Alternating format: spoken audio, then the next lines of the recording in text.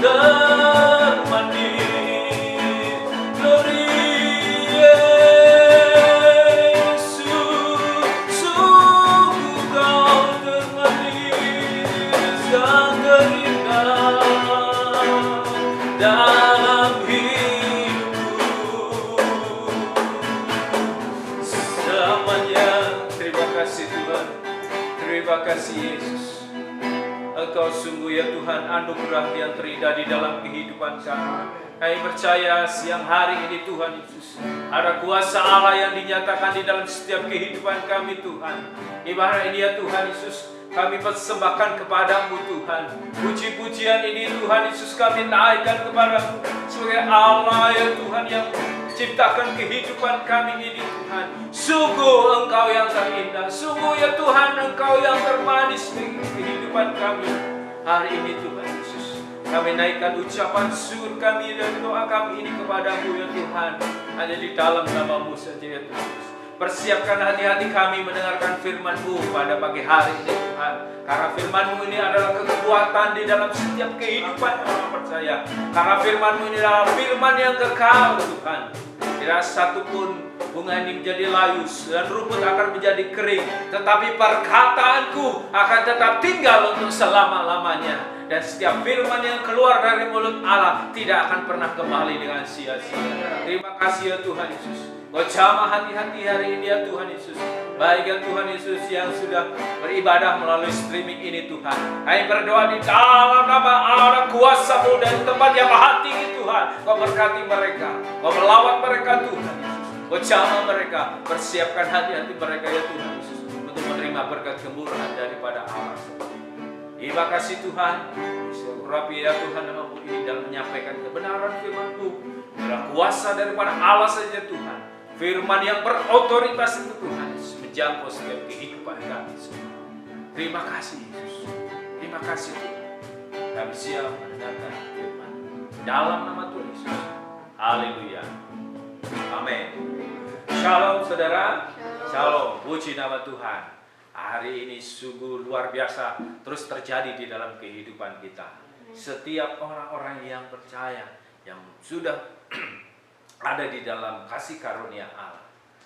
Saudara, hari ini saya juga mengucapkan selamat Hari Raya buat saudara-saudara kita semua yang merayakan ya. Minal aidin wal faidin ya. Kami sampaikan kepada semua handetolan, saudara, kerabat dan siapapun ya Tuhan yang Engkau pertemukan dengan kami baik lewat kehidupan secara normal ini, ada juga di dalam media sosial, semuanya biarlah ada di dalam, tetap di dalam lindungan daripada Allah sendiri. Saudara, hari-hari ini kita memasuki satu era yang baru. Ya, saudara, kalau saudara kita merayakan Idul Fitri, 1 Hijriah, 1 tahun baru yang mereka kerjakan dengan bermaaf-maafan, bersilaturahmi. Hari ini kita juga akan memasuki satu era yang baru. Era yang baru setelah terjadinya COVID-19. Dan era yang baru itu disebut orang dengan apa saudara? Mungkin saudara sudah tahu? Yang sekarang sudah lagi trending juga, yaitu new normal. Satu masa setelah pandemi ini berlangsung, kita memasuki era baru yang disebut new normal. Nanti mulai bulan Juni akan diberlakukan satu fase-fase yang disebut dengan new normal ini. Akan kita lihat hari ini apa yang dikatakan oleh Presiden kita Joko Widodo tentang the new normal ini. Apa yang dikatakannya, yang disampaikan kepada rakyatnya, bahwa Pak Jokowi mengatakan kehidupan kita itu sudah pasti berubah. Sudah tahu? Sudah pasti berubah mengatasi resiko wabah ini. Itu keniscayaan. Keniscayaan itu satu kepastian. Dan itulah yang oleh banyak orang disebut sebagai new normal atau tatanan kehidupan baru. Tatanan kehidupan baru ini, tetapi kehidupan yang berbeda ini bukan kehidupan yang pesimis atau kehidupan yang ketakutan. Itu yang dikatakan oleh Presiden kita. Menguatkan bangsanya, menguatkan seluruh rakyat Indonesia ini.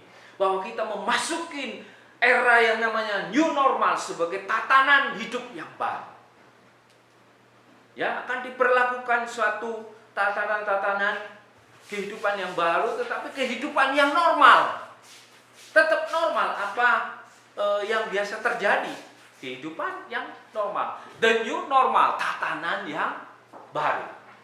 Oke, beberapa kementerian sudah menerapkan the new normal ini. Ada yang, kalau saya perhatikan, ada yang seperti Kementerian BUMN, nanti orang-orang yang sudah lanjut usia, dia tetap akan bekerja work from home lagi. Ya, salah satunya ini Kementerian PMK, yaitu Pembangunan Manusia dan Kebudayaan Negara Republik Indonesia, menyatakan begini, namanya Pak Muhajirin ya, mengatakan, misalnya kita nanti sudah diperbolehkan masuk ke restoran, pergi ke restoran, maka tidak berarti seperti waktu kita ke restoran pada saat sebelum COVID.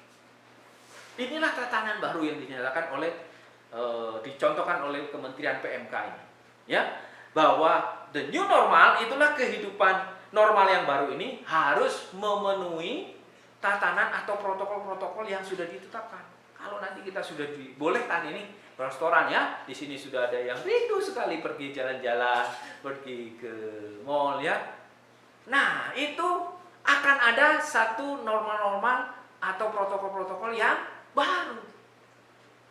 Begitu saudara-saudara. Ya, inilah yang dikatakan tentang termin the new normal atau tatanan kehidupan baru.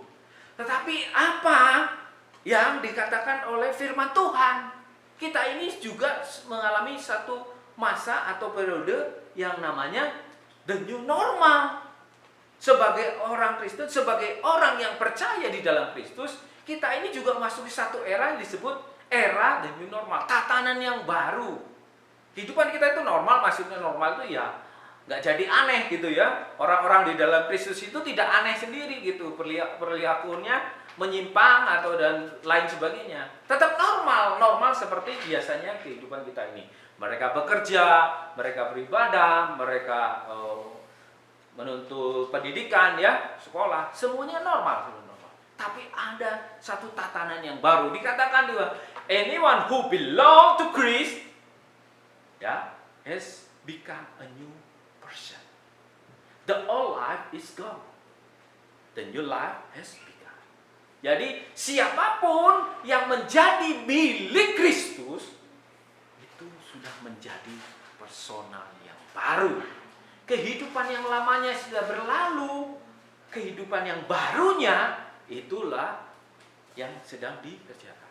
Inilah the new normal biblical theology, atau secara alkitabiah kita ini bagaimana menyikapi hidup normal. Ya, the new normal yang dikatakan oleh firman Allah adalah di dalam Kristus, menjadi milik Kristus. Itu adalah satu kehidupan yang baru. Kehidupan yang baru ini terus bergulir secara normal. Ya, kita akan melihat satu kebenaran firman Tuhan yang tentunya mendasari bagaimana kehidupan normal itu terus berlangsung.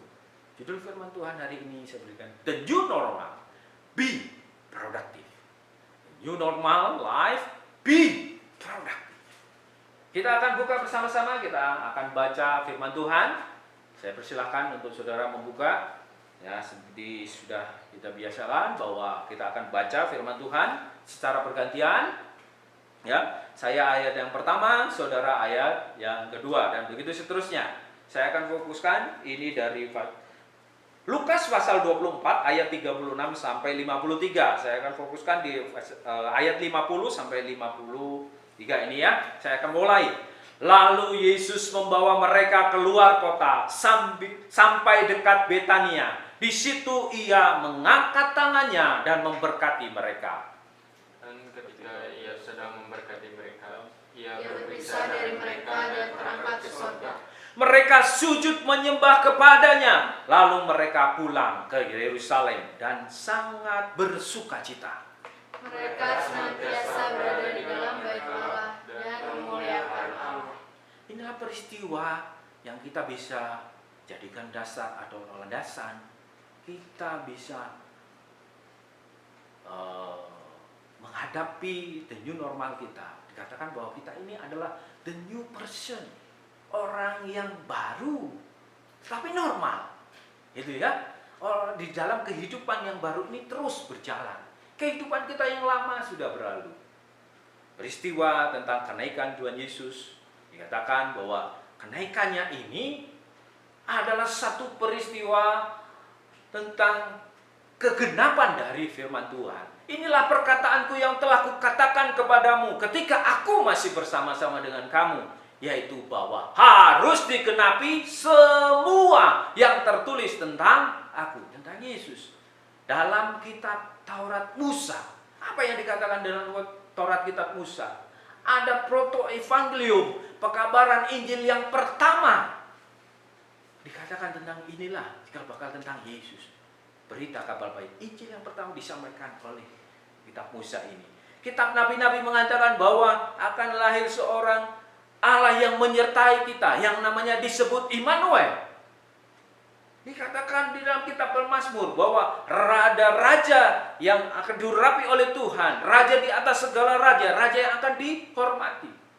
Inilah pernyataan sebelum kenaikan Tuhan Yesus menyatakan kepada muridnya bahwa kenaikan Yesus ke surga ini adalah satu peristiwa tentang Yesus yang harus digenapi. Ya, kenaikan Tuhan Yesus ini di dalamnya ada pesan yang disampaikan kepada murid-muridnya.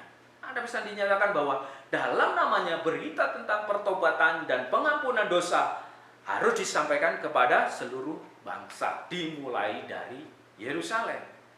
Ya, kamu semua ini adalah saksi dari semuanya ini, dari kelahirannya, dari pelayanannya, dari kematiannya, kebangkitannya. Dikatakan kepada murid-muridnya itu adalah saksi. Dan murid-muridnya ini akan diperlengkapi dengan suatu kuasa dari tempat yang maha tinggi. Ya, kemudian dari kenaikannya ini Tuhan memberkati murid-muridnya. Jadi hari ini Tuhan itu memberkati setiap orang yang percaya kepadanya dalam segala keadaan. Tadi kita sudah ada di dalam the new normalnya Allah. Hidup barunya di dalam Allah. Allah itu memberkati setiap orang yang percaya kepadanya dalam setiap keadaan. Nah, masalahnya percaya atau tidak. Masalahnya merasa nggak diberkati. Lalu hari ini percaya kalau Tuhan Yesus saudara diberkati sama Tuhan Yesus? Ada yang nggak percaya, ya? Merasa nggak dipercaya? Aku ini nggak merasa diberkati oleh Tuhan. Di dalam the new normal kehidupan yang baru ini biasa-biasa saja. Oh tidak, Tuhan sudah memberikan berkatnya. Masalahnya adalah kita merasa diberkati atau tidak. Merasa kita ada berkat Tuhan atau tidak. Itu yang jadi masalah. Yang dikatakan bahwa di ayat ke-50 lalu Yesus membawa keluar kota. Di akhir Yesus ada di bumi ini, ya sebelum terangkat dia mengangkat tangannya dan memberkati mereka. Ini tentang berkat ini dinyatakan ya, murid-muridnya itu dari awal sudah diberkati. Diberkati, diberi kuasa untuk mengusir setan, untuk menginjil, diberkati.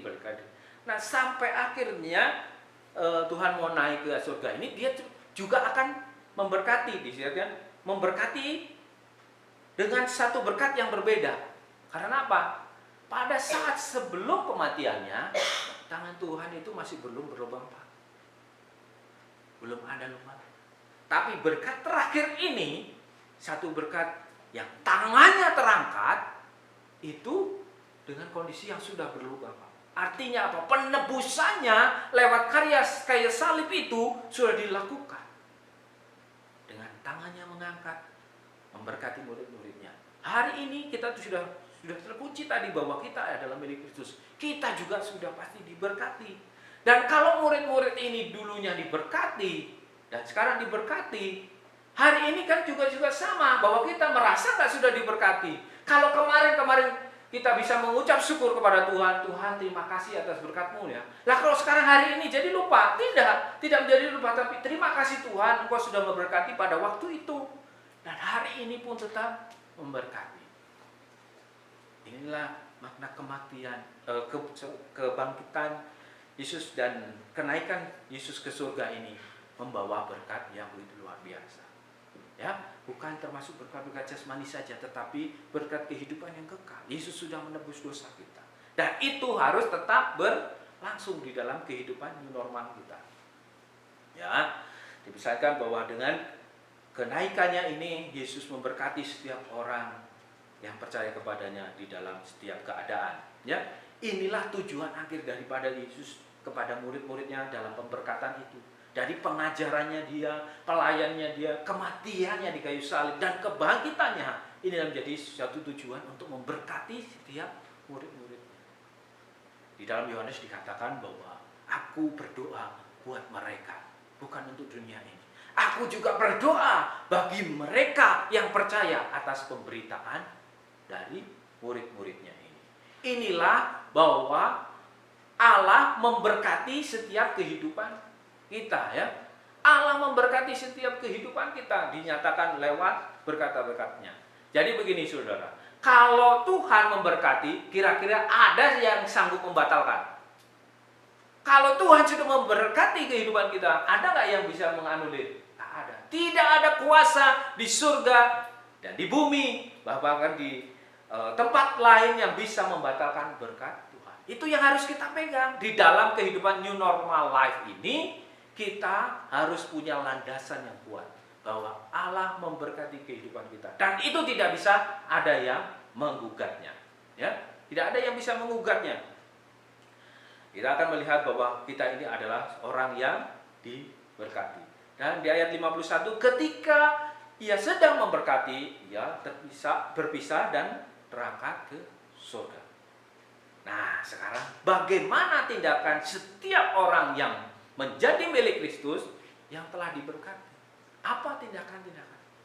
Nah, ini akan kita pelajari dari peristiwa kenaikan Yesus yang dinyatakan kepada murid-muridnya. Yang pertama, di ayat 52 yang bagian A, mereka sujud menyembah kepadanya.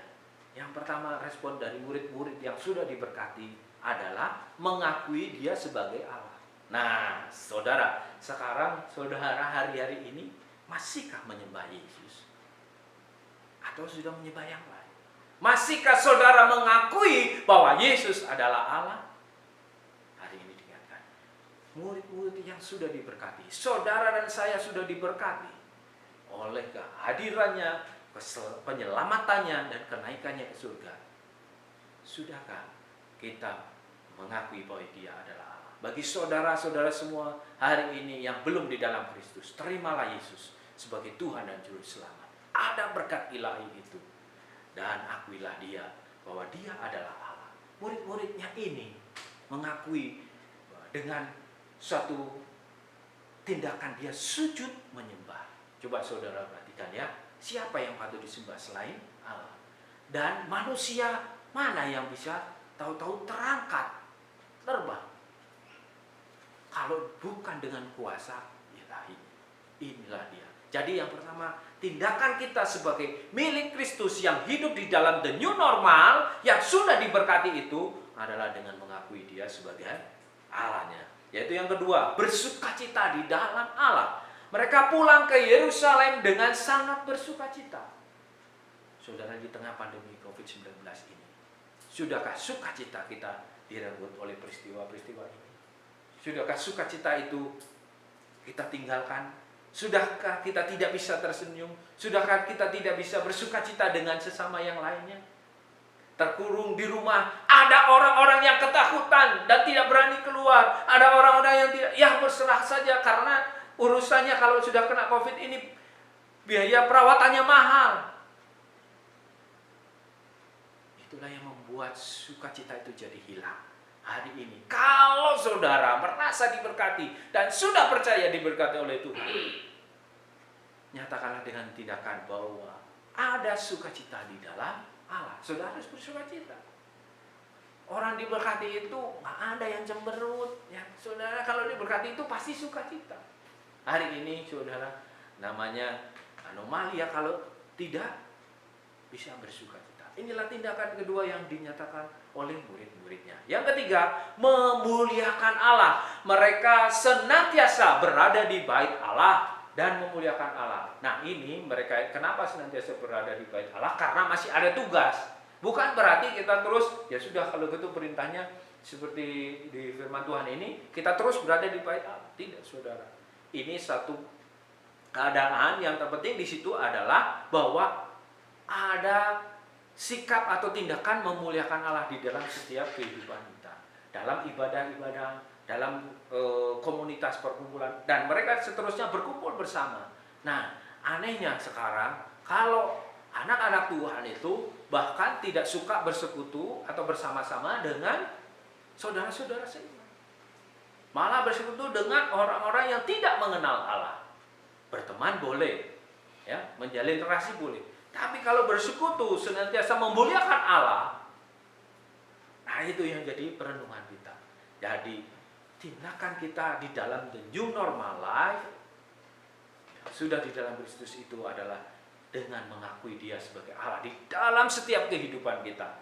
Dan kita ada sukacita karena kita sudah diberkati oleh Tuhan. Dan kita bisa memuliakan Allah melalui berkat-berkat yang kita sudah terima. Apapun itu. Ya, berkatnya juga ada sukacita, berkat secara materi pun. Ya, itulah yang harus kita kerjakan sebagai orang-orang yang sudah tinggal di dalam the new normal life. Ya, apa yang dikatakan Pak Jokowi setelah itu? The new normal, kata Pak Jokowi, juga ajakan untuk kembali produktif dengan melakukan berbagai aktivitas, tapi dengan menerapkan protokol kesehatan selama pandemi. Presiden kita mengatakan bahwa di era the new normal harus kembali produktif. Ini sama dengan juga kita yang sudah diberkati, kita yang sudah hidup baru di dalam Kristus. Aneh kalau nggak betul produktif. Jadi kita juga harus produktif. Bagaimana produktif kita di dalam Kristus? Nyatakan bahwa Tuhan tidak pernah menentang sebagai miliknya. Sebaliknya, Dia bekerja bagi setiap miliknya. Kita ada firman dengan firman bahwa segala sesuatu dikerjakan untuk kebaikan kita. Jadi, kita selayaknya lah menjadi produktif. Kalau presiden kita juga jadi produktif ya, kehidupan di tatanan new normal, tatanan kehidupan baru ini. Kita juga harus produktif sebagai anak-anak yang sudah diberkati oleh Tuhan. Aku diberkati Tuhan, tapi nggak berproduktif. Bagaimana tindakan kita? Tadi sudah dicontohkan di dalam firman Tuhan melalui kehidupan murid-muridnya. Mengakui Dia sebagai Allah. Itu landasan-landasannya. Jadi kita bisa terus berkarya di dalam kehidupan ini. Saya menyaksikan bahwa saya melihat dalam kehidupan istri saya juga. Di bulan Mei ini saya merasakan ada produktif yang dia kerjakan. Ya, bikin kue, kemudian ada teman-temannya yang terberkati, ada orang-orang lain jadi ikut terlibat. Be produktif itu mengaktifkan kehidupan kita. Dan saya melihat ini dan saya melihat satu pergerakan membawa orang lain. Kalaupun itu membuat satu kue yang harus dikerjakan dengan segitu tenaga yang besar, waktu yang banyak, tetapi itu membawa dampak bagi orang lain. Inilah be produktif. Bahkan tindakan kita itu bisa mengaruhi orang lain, memberkati orang lain terlebih. Saya melihat ini. Saya bersyukur kepada Tuhan bahwa Tuhan juga memberikan satu kekuatan di dalam kehidupan istri saya untuk bisa memberkati orang lain. Membuat kue ini bukan untuk dinikmati sendiri, tetapi bisa untuk orang lain. Ya, saudara, inilah pesan firman Tuhan. Katakan bahwa di dalam the new normal, kehidupan baru, tatanan kehidupan baru kita di dalam Kristus, kita tetap produktif. Ya, itulah gambaran kehidupan yang Tuhan Yesus ingin kerjakan di the new normal. Be produktif. Yesus Kristus senantiasa memberkati setiap milik kepunyaannya. Ya, jadi apa yang kita harus kerjakan? Mengakui Dia, mengakui Allah dan bersukacita di dalam Allah dan memuliakan Allah di setiap kehidupan kita semua. Puji nama Tuhan. Dan hari ini biarlah kita semua dalam jadi normal, kita tetap berproduksi. Dalam nama